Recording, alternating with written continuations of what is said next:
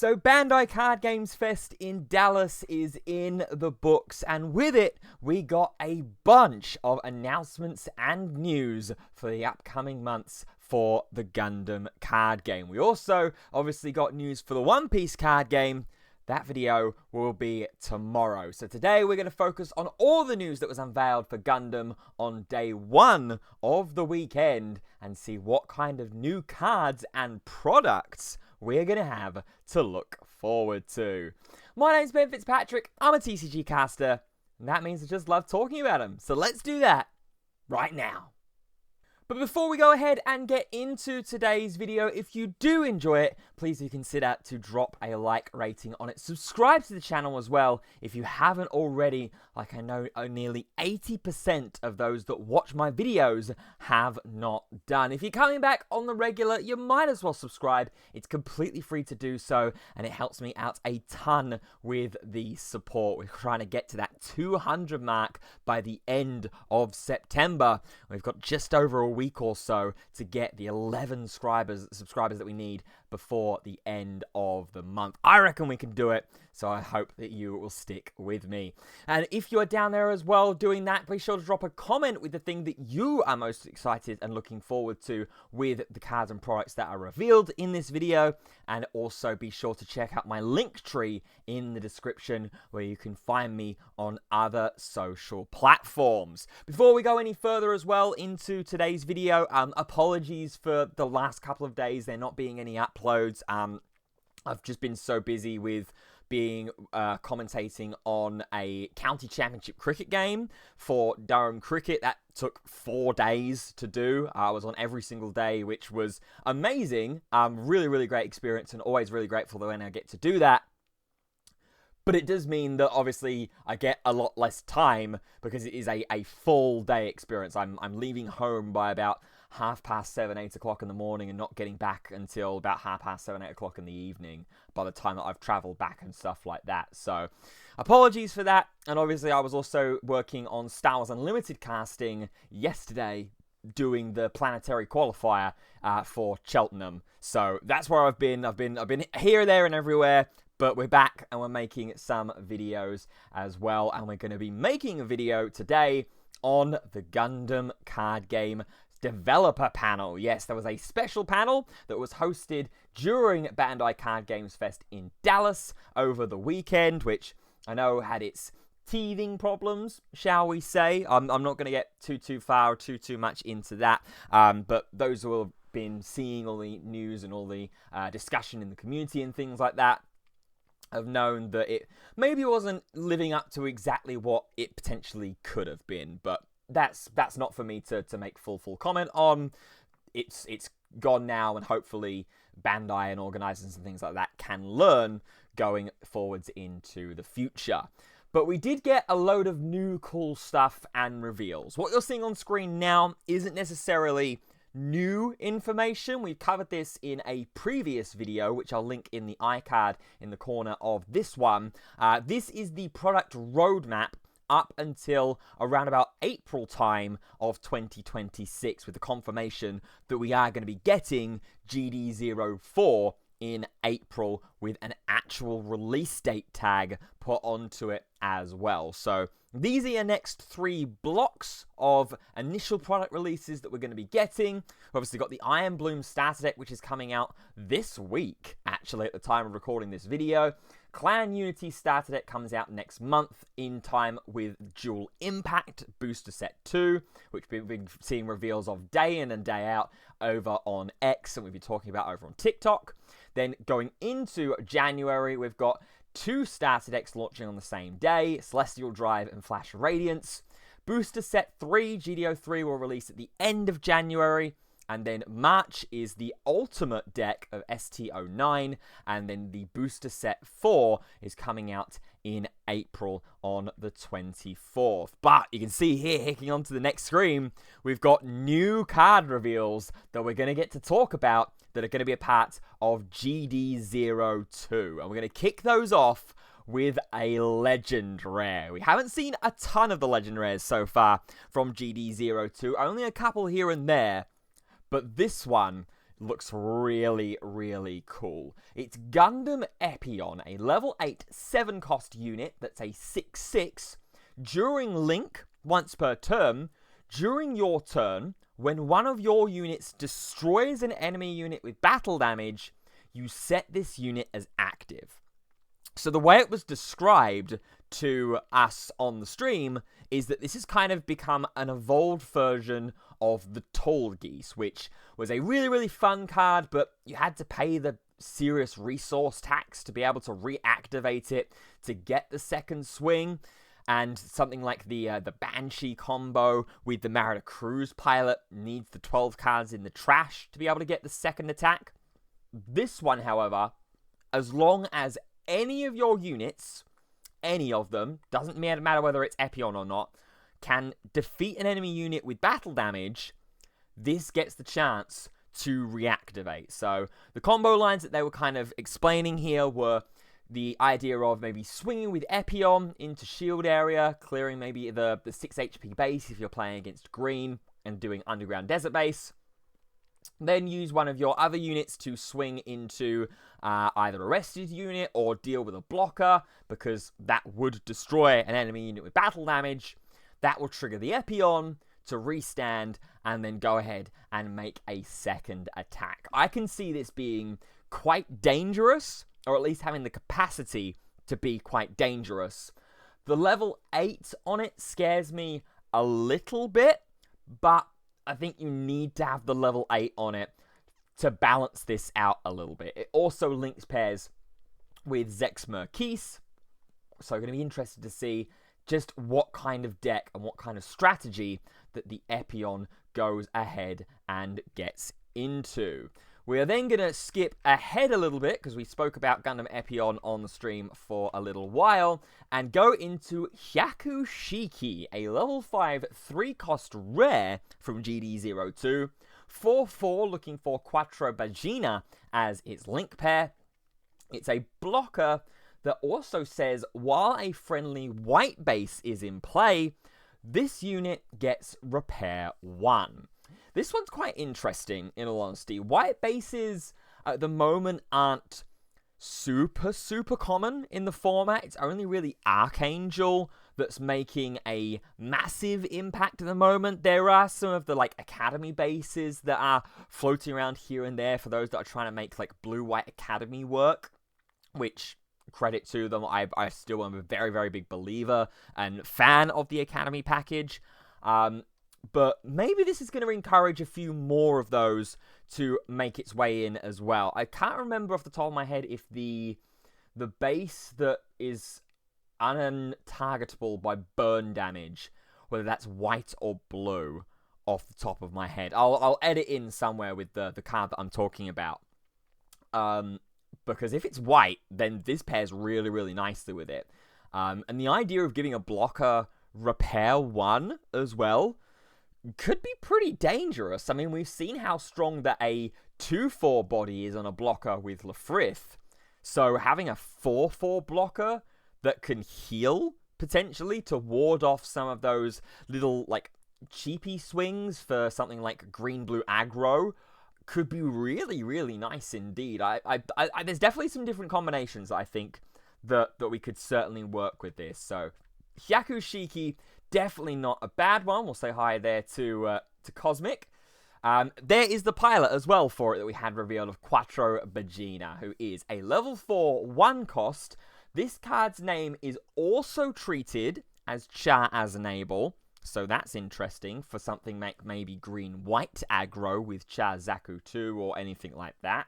+1/+2 as it's boosting, and then when linked, if this is an AEUG unit, draw 1. If you do, discard 1. So we are looting, but we are doing it in the other way around, as opposed to discard and draw. We draw and then discard, which is my favorite kind of this kind of mechanic, honestly. Being able to see the new card first before making the decision about what you want to discard and trash for the remainder of the effect just gives us so much more information and so much better of an idea about where the rest of the turn or the next turn could go ahead and go into. You get that nice real moment of pause for that in this situation here. And when we're looking back at the Hyakushiki here as well, it turns it into a 5/6 blocker and can repair 1 if you've got the white base out, which is pretty beefy. I mean, you're paying 4 resources in all for it, with the 3 for the Hyakushiki, and then the 1 extra to link pair with Quattro if you just go straight into it, which honestly doesn't seem too bad to have a real big body blocker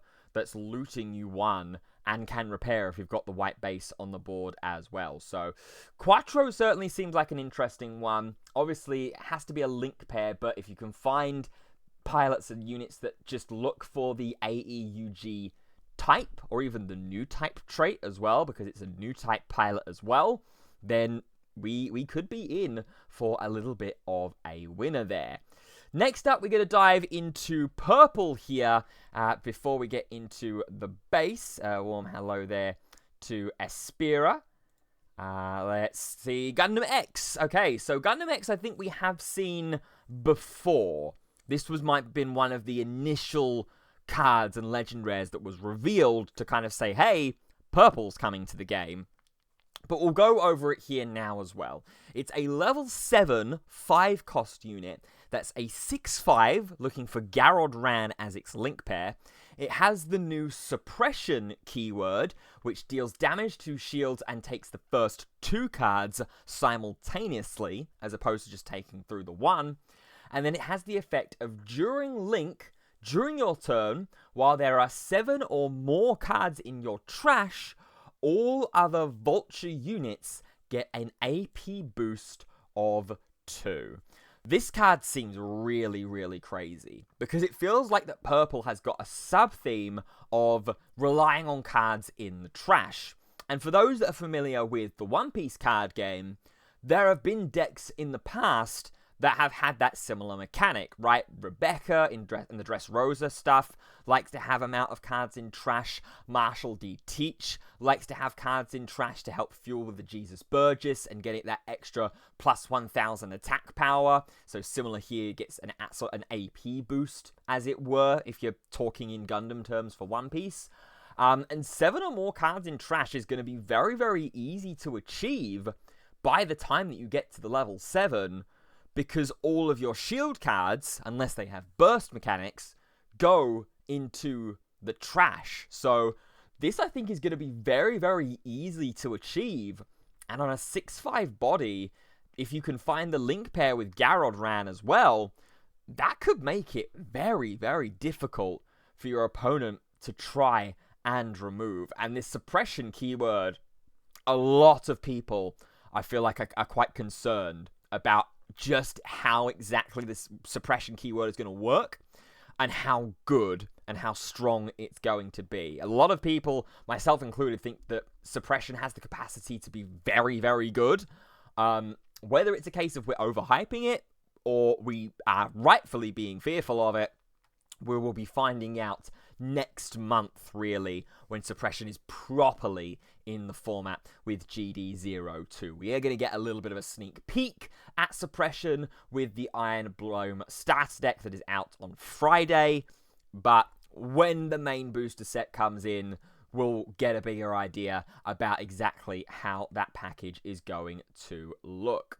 Final last card that we got revealed is the Freedom. It's a level 2 1-cost base, a 5 HP base that says, when destroyed, place the top 2 cards of your deck into your trash. So here we've got another real nice and easy way to help fill up the trash for those cards like the Gundam X, get units in there for the Monster Reborn-like card effect as well that I spoke about on TikTok a few days ago. Again, link in the description in the link tree to check out all of those daily reveals as they've been going up.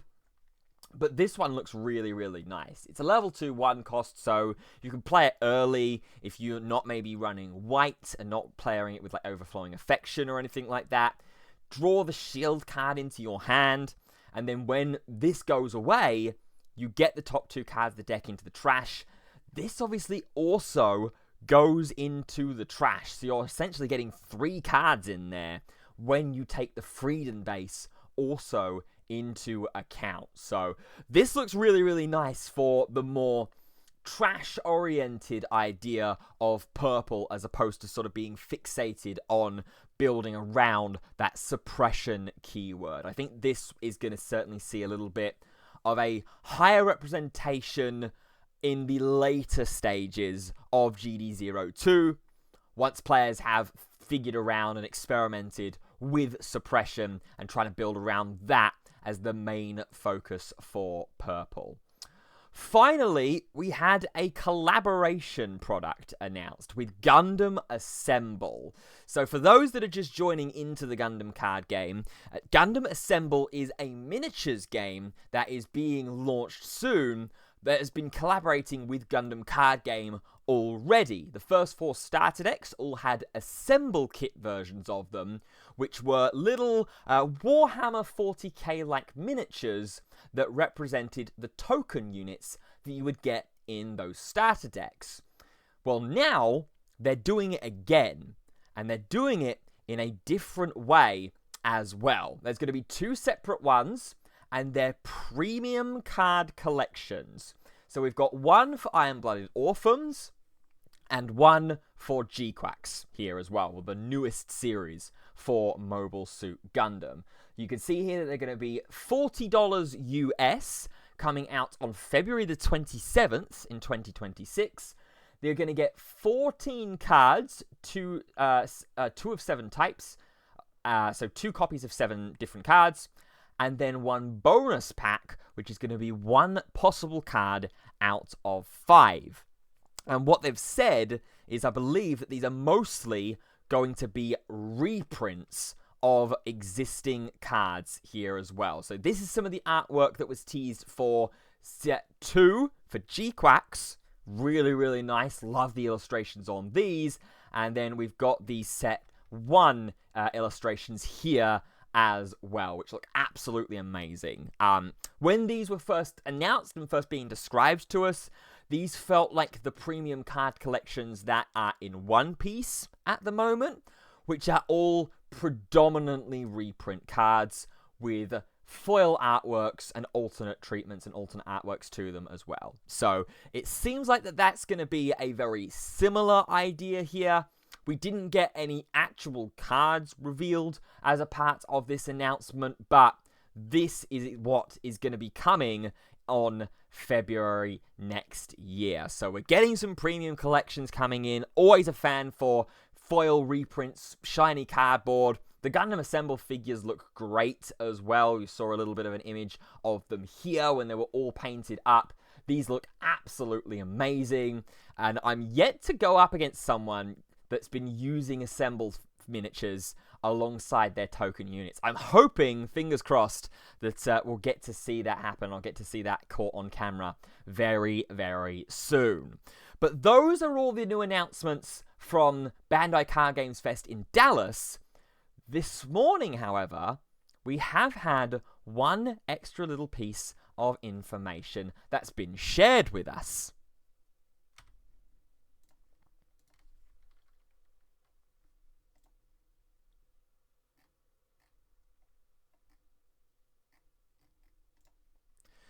And that is that Clan Unity starter deck reveals have now started as of this morning. Clan Unity starter deck 6, which is going to be red-green again, but it's going to be another opportunity for more cards. So we've got Red Gundam being revealed here this morning.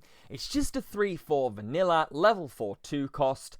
Does have a link requirement, though, with Shuji Ito, which we haven't seen too much of, if at all, in the Gundam card game so far. Vanilla units that are looking for link pairs. The only one that immediately springs to mind is the Gundam Aerial bit on form. That looks for Soletta Mercury as a link pair. So we've got another one here that's going to be coming in Starter Deck 6. What will the pilot do, however?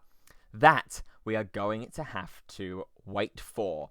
That means that we have been through pretty much all of the announcements. Maybe the last thing that we've got to talk about is that Worlds has been announced and confirmed with its dates. One Piece, Digimon, and Gundam are all going to be happening at the same weekend, March the 14th to the 15th.